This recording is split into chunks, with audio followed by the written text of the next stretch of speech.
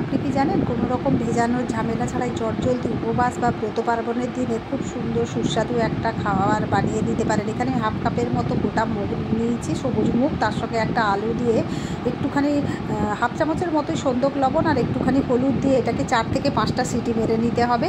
এতেই ডালটা এত সুন্দর সেদ্ধ হয়ে যাবে, আগে থেকে ভিজিয়ে রাখার কোনো দরকার নেই।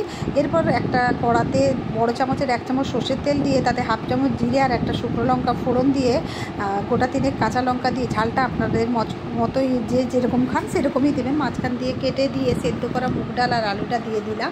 এটা খেতে খুবই সুস্বাদু হয় আর একাদশী বা ব্রত পার্বণের দিনে এটা অবশ্যই খাওয়া যায়। আর দেখুন আলুগুলো চাইলে আপনারা ভেঙে দিতে পারেন। আর দিয়ে এরপর একে গ্যাসের ফ্লেমটা হাই করে 4 থেকে 5 মিনিট এইভাবে ফুটতে দিতে হবে। তারপর এতে যদি লবণ কম লাগে একটু ওপর থেকে আমি সন্দক লবণ দিয়ে দিলাম। তার সঙ্গে এখানে আমি দেখুন 1.5 চামচের মতো চিনি দিচ্ছি, কারণ এটা ঝাল ঝাল মিষ্টি মিষ্টিই খেতে ভালো লাগবে। খুব বেশি জল দেবেন না, এরকম মাখো মাখা করবেন, নাহলে খেতে ভালো লাগবে না, সেটা ডাল ডাল টাইপের হয়ে যাবে।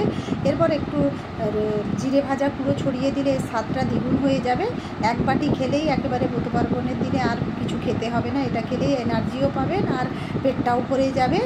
দেখুন এটাকে আবার 2 থেকে 3 মিনিট একটু ফুটিয়ে নিলাম। কত ঘন ঘন হয়ে গেছে, আপনাদের কেমন লাগলো অবশ্যই জানাবেন। আর যারা কীরকমভাবে আপনারা বানান সেটাও অবশ্যই কমেন্ট করে জানাবেন।